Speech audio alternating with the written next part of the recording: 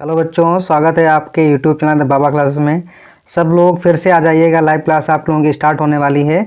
जैसा मैंने आपसे प्रॉमिस किया था कि पर डे आपकी 2 बजे से हिंदी क्लास की लाइव की जाएगा, और वैसे ही यहाँ पे लाइव कर दिया गया है। जल्दी से आप लोग आ जाइएगा क्योंकि आपका समय स्टार्ट हो जाता है।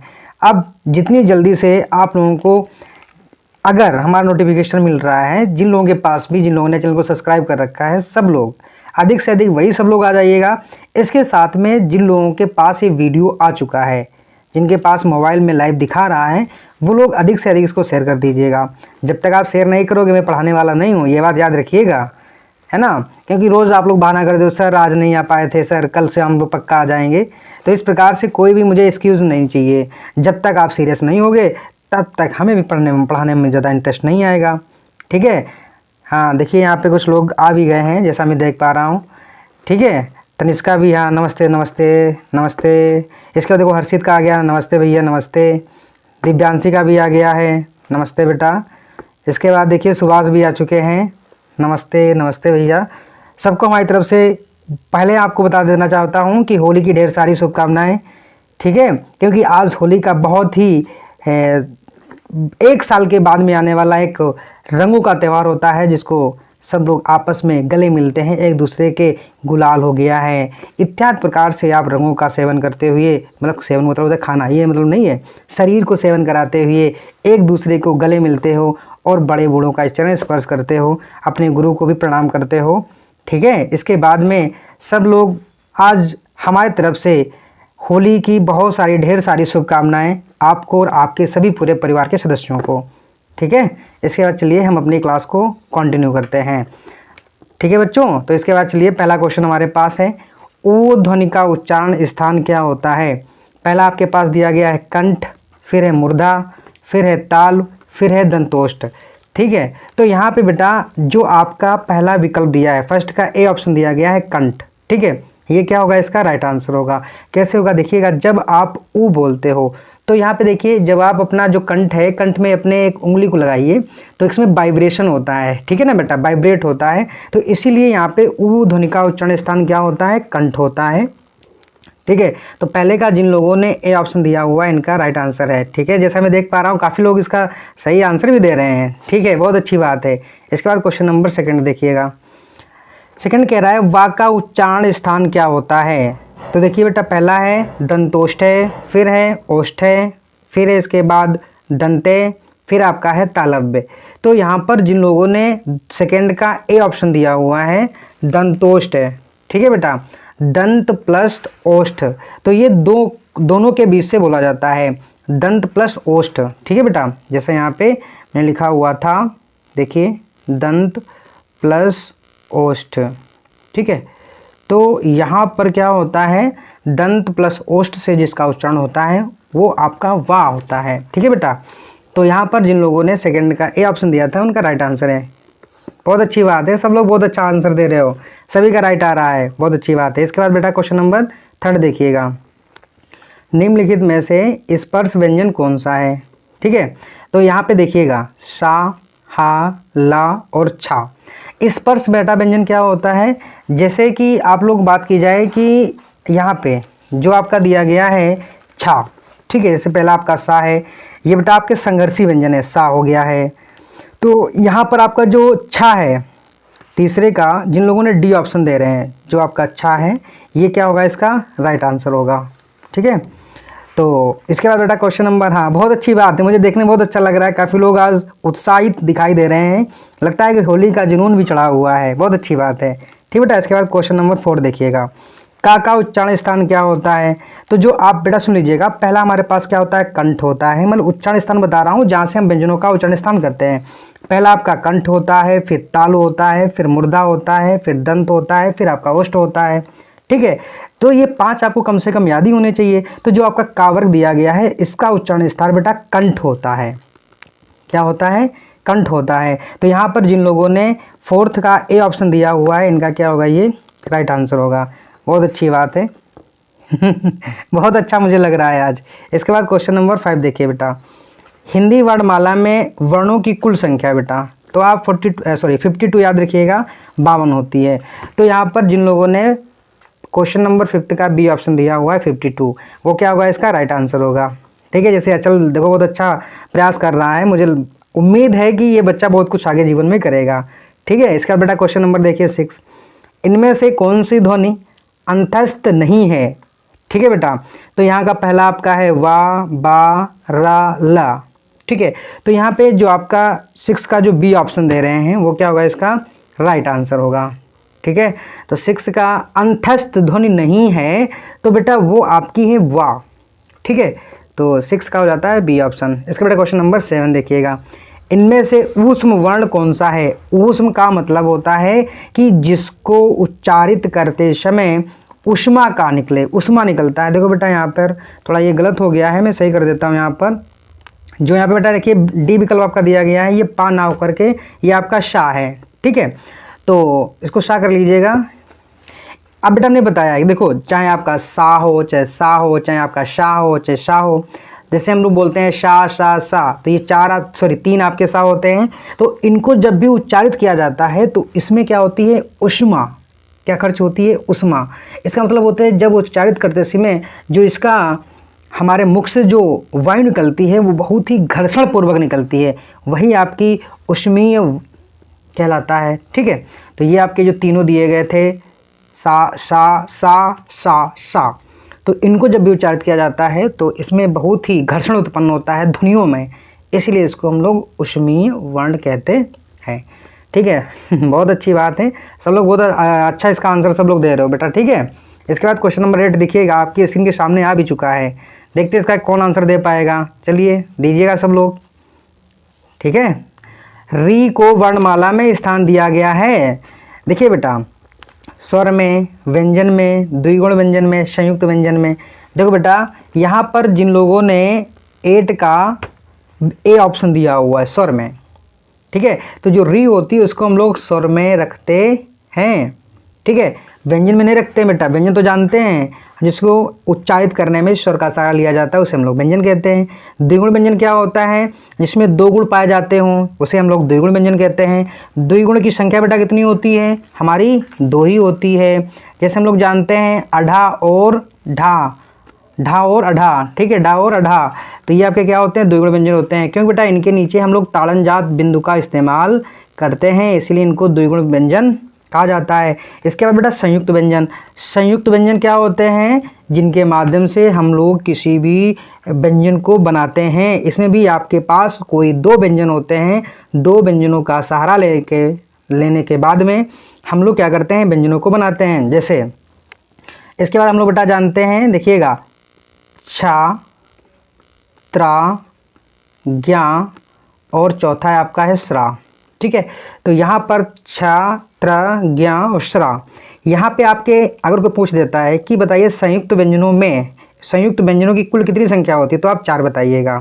ठीक है बेटा, तो यहाँ पे 8 का जिन लोगों ने ए ऑप्शन दिया था बहुत अच्छी बात। क्वेश्चन नंबर 9 देखिएगा, आपके सामने भी दिखाई दे रहा होगा, बहुत सुंदर से क्वेश्चन है ना, इतने आसान क्वेश्चन हैं और इतने इंपॉर्टेंट हैं क्योंकि ये आपके एग्जाम में जरूर पूछे जाते हैं और पूछे भी गए हैं। ठीक है, तो निम्न में से कौन मूर्धन्य ध्वनि है, नहीं है सॉरी।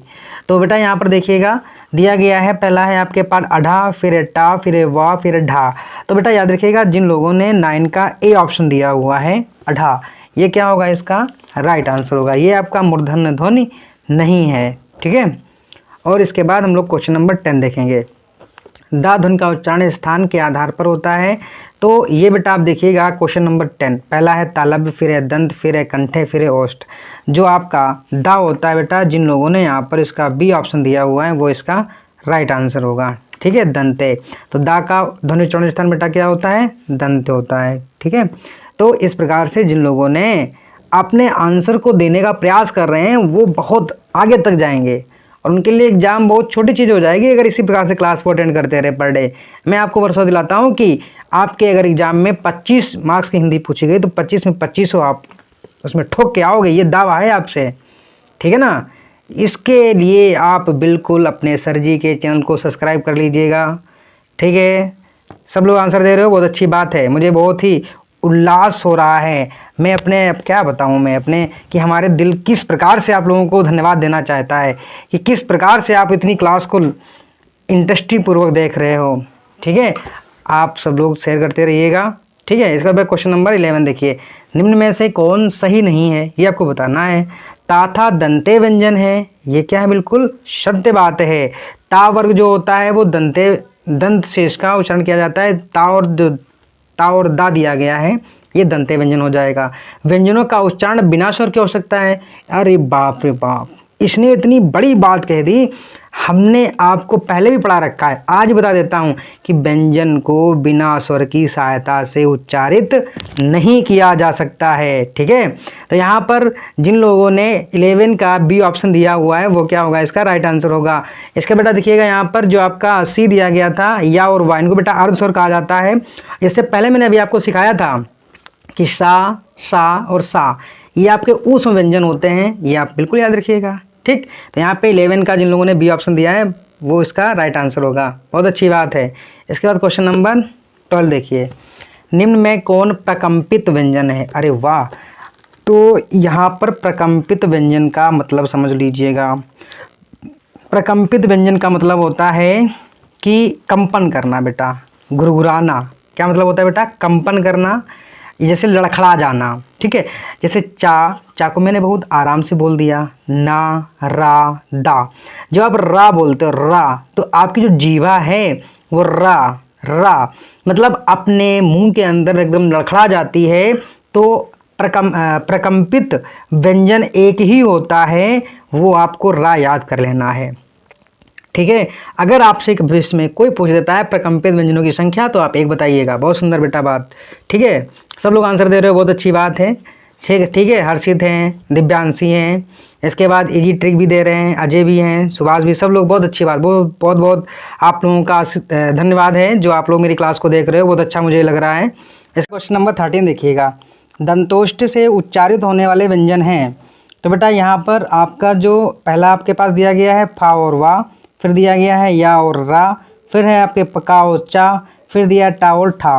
तो यहाँ पे बेटा देखिएगा जिन लोगों ने 13 का ए ऑप्शन दिया हुआ है फा और वा, ये बेटा क्या है, आपको दंतोष्ठ से उच्चारित होने वाले व्यंजन होते हैं, ठीक है बेटा। इसके बाद आप जानते हैं कि जो क्वेश्चन नंबर 14 देखिएगा, निम्न में से किस वर्ण का उच्चारण स्थान कंठ होता है। तो बेटा यहाँ पे जिन लोगों ने, देखिए बेटा पहला आपके पास है का, फिर है खा, फिर है गा, फिर है आपके पास डा।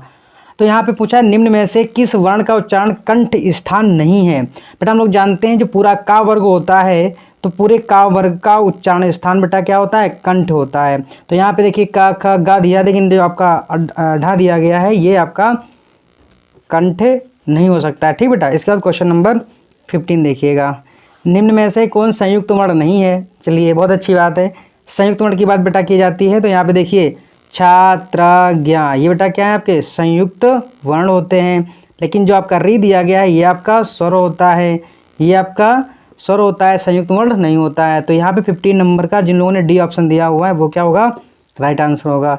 इसके बाद क्वेश्चन नंबर 16 देखिएगा, बहुत अच्छी बात है, सब लोग देने का बहुत अच्छा प्रयास कर रहे हो, ठीक है। राइट आंसर आ रहे हैं बेटा सब लोगों के। निम्न में से कौन सही है ये आपको बताना है। डा और ढा को वर्णमाला में स्थान प्राप्त है, ये तो बेटा बिल्कुल बात इन्होंने सही कही है।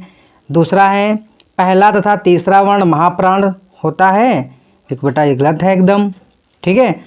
चा छा जा झा स्पर्श संघर्षी हैं, सही बात है बेटा। या रा ला वा ऊष्म वर्ण है, बिल्कुल गलत है बेटा। तो यहाँ पे कौन सा आपका सही हो गया, जिन लोगों ने 16 नंबर का सी ऑप्शन दिया है ये क्या होगा, सही होगा। और जो दिया गया है ये सब क्या है, गलत है, ठीक है। इसके बाद क्वेश्चन नंबर 17 देखिए, निम्नलिखित में से कौन सही शब्द है। परीक्षा, परिरक्षा और परीक्षा। तो यहाँ पे जिन लोगों ने 17 का बी ऑप्शन दिया है वो क्या होगा, इसका राइट आंसर होगा, ठीक है। इसके बाद क्वेश्चन नंबर 18 देखिएगा, निम्न में से कौन सही शब्द है। पहला है पुरुष, फिर है पुरुष, पहला बेटा पुरुष था, फिर है पुरुष, फिर है पुरुष, फिर है पुरुष। तो यहाँ पर जिन लोगों ने 18 का बी ऑप्शन दिया हुआ है वो क्या होगा, इसका राइट आंसर होगा। इसके बाद क्वेश्चन नंबर 19 देखिएगा, का प्लस ए से निर्मित रूप होगा। तो बेटा देखिए का पे जब हम लोग ए की मात्रा लगा देते हैं बेटा क्या बनता है, के बनता है। तो यहाँ पर जिन लोगों ने 19 का बी ऑप्शन दिया हुआ है तो वो क्या होगा, इसका राइट आंसर होगा। ठीक है, तो यहाँ बेटा 2 ऑप्शन आ चुके हैं, तो इसको बेटा आप लोग की कर दीजिएगा, जो सी दिया गया है इसको आप की कर लीजिएगा। ठीक है, तो यहाँ पर का प्लस ए की मात्रा से क्या बनेगा बेटा, के बनेगा। ठीक है, तो यहाँ पे जिन लोगों ने 19 का बी ऑप्शन दिया है वो क्या होगा, इसका राइट आंसर होगा। इसके बाद क्वेश्चन नंबर 20 देखिएगा। गा प्लस ऊ से निर्मित रूप क्या होगा बेटा, गु होगा। बहुत अच्छी बात है, बहुत सब लोग आंसर दे रहे हो, देख रहा हूँ कि सब लोगों के सही आंसर आ रहे हैं। ठीक है बेटा, तो जिन लोगों ने 20 का बी ऑप्शन दिया है वो क्या इसका होगा, राइट आंसर होगा। ठीक, गु बनेगा बेटा। इसके बाद क्वेश्चन नंबर 21 देखिए, निम्न में से कौन सत्य है, स्वर का उच्चारण स्वतंत्र रूप में होता है। बिल्कुल बेटा, ये बात इसने क्या बोला है, सही बोला है।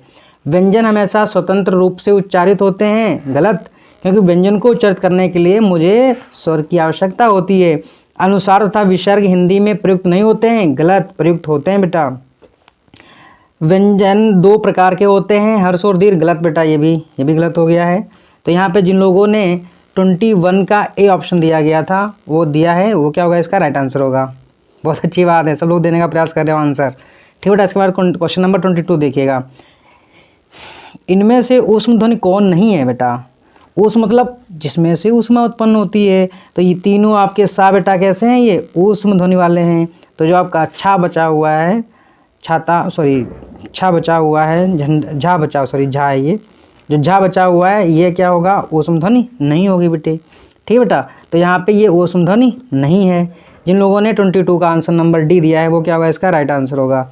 इसके बाद क्वेश्चन नंबर 23 देखिए। अनुतान का संबंध है, पहला बेटा उच्चारण के समय से, फिर है उच्चारण के उतार चढ़ाव से, फिर है उच्चारण में निकली वायु से, उच्चारण के कंपन से। बेटा उच्चारण के उतार चढ़ाव से जिन लोगों ने 23 का बी ऑप्शन दिया हुआ है वो क्या होगा, इसका राइट आंसर होगा। ठीक है, अब बेटा अनुतान का मतलब होता है कि जब भी आप किसी भी शब्द या वर्ण का उच्चारण करते हो तो आप पहले तो चढ़ते हो, मतलब कहने मतलब उसका उच्चारण जब करते हो तो एकदम से आप बहुत ऊंचाई तक चढ़ते हो, फिर एकदम नीचे आ जाते हो। जैसे आपने शब्द बोला तो पहले पहले चढ़े, फिर एकदम उतर गए, द शब्द, है ना बेटा। तो इस प्रकार से उच्चारण जो अनुतान होता है उसका संबंध होता है उच्चारण के उतार चढ़ाव से। ठीक, इसके बाद क्वेश्चन नंबर 24 देखिए। निम्न में से कौन सही है, अल्प प्राण में मुख से वायु की कम मात्रा निकलती है। बिल्कुल बेटा, ये बात सही है ना, क्योंकि जब भी अल्प प्राण मतलब होता है कि जब भी उच्चारित किया जाता है किसी भी वर्ण का तो कम मात्रा में उच्चारित हो जाए। ठीक है, जैसे का बोला, ग, ये बोल दीजिए बेटा। इसके बाद क्वेश्चन नंबर बी देखिए, इसका बेटा का बी ऑप्शन जो दिया गया था इसी बेटा एक बार देख लीजिएगा पूरा। महाप्राण में मुख से वायु की कम मात्रा है, बेटा ये गलत है, क्योंकि यहाँ पे महाप्राण में क्या होती है, अधिक दबाव के साथ मुझे वायु को बाहर निकालना पड़ता है। ठीक है, अल्प प्राण में खास स्वर बल पर पड़ता है, गलत बेटा, ये भी गलत है। महाप्राण में शब्द के प्रथम स्वर पल पर प्रभाव पड़ता है, गलत बेटा, ये तो क्या है, हमारे तीनों गलत ऑप्शन थे। जिन लोगों ने 24 का ए ऑप्शन दिया है वो इसका राइट आंसर होगा। इसके बाद क्वेश्चन नंबर 25 देखिए। निम्न में कौन महाप्राण नहीं है। अब बेटा देखिएगा, यहाँ पर हमने बताया था महाप्राण बेटा क्या होता है, यहाँ पर दूसरा और चौथा, चतुर्थ जो बोल सकते हो आप, चतुर्थ। ठीक है बेटा, तो दूसरा और चतुर्थ जो आपका कॉलम होता है उनके जो आपके वर्ण होते हैं उनको ही महाप्राण कहा जाता है। तो यहाँ बेटा देखिए जो आपका कौन नहीं है, देखिए बेटा सा खा, ये आपके बेटा क्या है, महाप्राण से संबंधित हैं। लेकिन जो पा दिया गया ये आपका प्रथम में आ जाता है, किस में आ जाता है, प्रथम में आ जाता है, तो इसीलिए ये आपका महाप्राण नहीं होगा। ठीक, इसके बाद क्वेश्चन नंबर 26 देखिएगा। निम्न में से कौन एक अल्प प्राण ध्वनि नहीं है। अल्प प्राण ध्वनि का मतलब होता है कि बहुत ही कम समय में निकल जाए। तो बेटा पहला आपका दिया है का, खा, घा और धा। तो बेटा यहाँ पे जिन लोगों ने यहाँ पर 26 का अल्प प्राण ध्वनि है बेटा, हाँ सॉरी बेटा मैं समझ नहीं पा रहा था, मैंने कहा यहाँ नहीं लिखा है बेटा, अल्प प्राण ध्वनि है। तो बेटा अल्प प्राण मतलब होता है जिसमें आपका वर्ग नंबर कोई भी वर्ग दिया है, अगर उसका प्रथम, तृतीय, है ना बेटा, तृतीय और पंचमा कॉलम अगर जो दिया गया है, जो उसका वर्ग रहता है, अगर वो उसमें सम्मिलित किया गया है तो उनको हम लोग अल्प प्राण ध्वनि कहते हैं।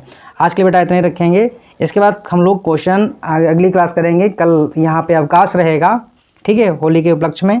तो हम लोग अब 19 जब भी डेट पड़ेगी सैटरडे को, उस दिन आप लोगों को यहाँ पे क्लास कराई जाएगी। ठीक है बेटा, तो होली के उपलक्ष्य में यहाँ पे अवकाश रहेगा कल। तो आज के लिए बेटा इतना ही है, धन्यवाद।